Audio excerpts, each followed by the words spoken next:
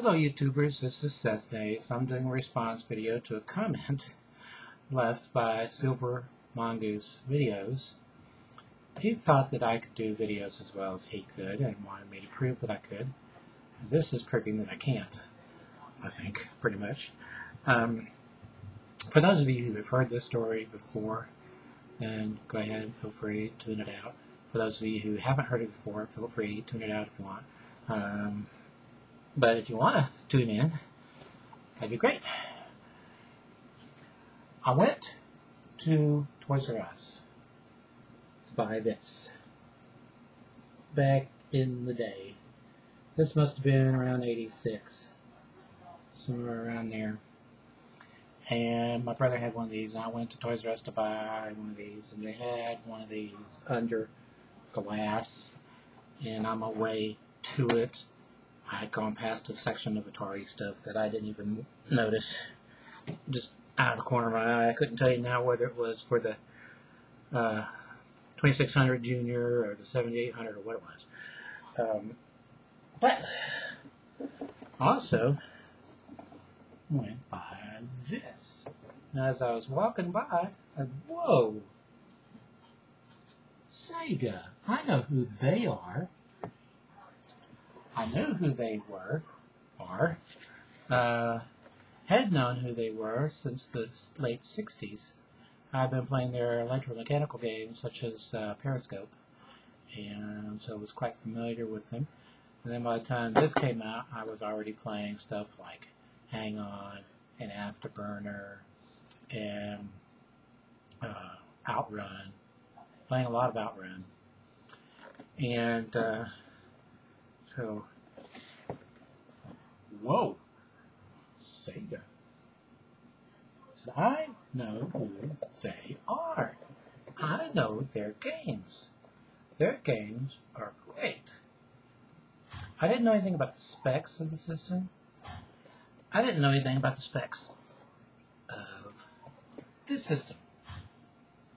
All I know is my brother had one, and I had played Silent Service, I think it was, for hours on it, and I decided, well, I'm going to buy me one of these things. And I went to buy me one of these things, and I bought me one of these things instead, which I have never regretted. Now, various versions of the Master System came with games built in. I mean, it depended on when you bought it as to which game you had. Mine came with Hang On and Astro Warrior built in, although, to be honest, I never was able to get Astro Warrior to come up. I was doing something wrong, apparently. But I thought that was really cool. Because all my brother, I mean, he had all this trouble. You had to remember to put the game cartridge in before you turned on the NES, because if you didn't, it would flash green at you, and the manual said that was a big no-no. It could cause irreparable damage and this, that, and other thing.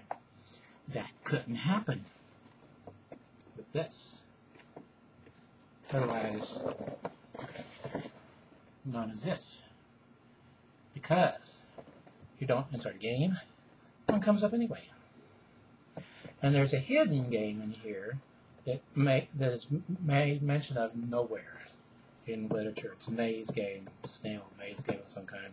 I've never tried to get it to come up either, but it's supposedly in there. Unfortunately, opening this back up, I see that I do not have the AV outs for it anymore. All I have is the RF, and if I remember correctly, it's been a while since I've had it hooked up. The RF didn't work. I had to use a Master System RF, I believe. Anyway, see, I've already run out of things to say. See, wait a minute. Talk amongst yourselves. Well, it does say right on it what those specifications are for the system, which ROM 128K bits, RAM 64K bits, video RAM 128K bits, color 64, resolution 256 by 192 dots, screen scroll horizontally, vertically, diagonally, partial. Audio, 3 sound generators, each 4 octaves, 1 white noise. Characters, 8 by 8 pixels, max 448 sprites, 8 by 8 max, 8 by 8 pixels, max 256.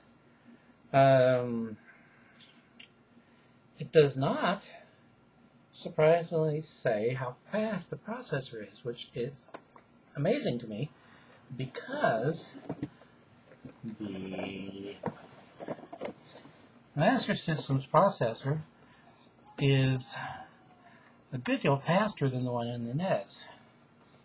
So I don't know why they wouldn't make a point of that. By the same token, I can't understand why they did not include the Yamaha FM sound chip that was in the Japanese version in the version they released everywhere else, because the system would have blown all the other systems out of the water, audio-wise. Luke has one, and Luke Morse one. He has one in his collection. He's done a video on it that's really good. His is so shiny you could eat off of it, of course, being Luke.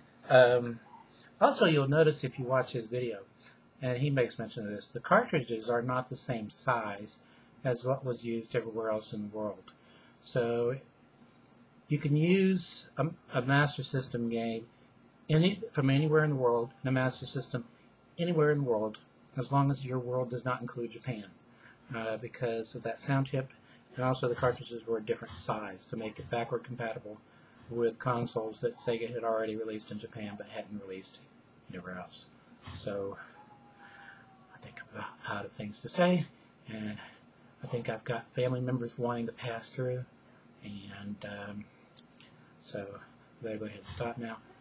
See Silver Mongoose videos? I told you. Till next time, stay awesome.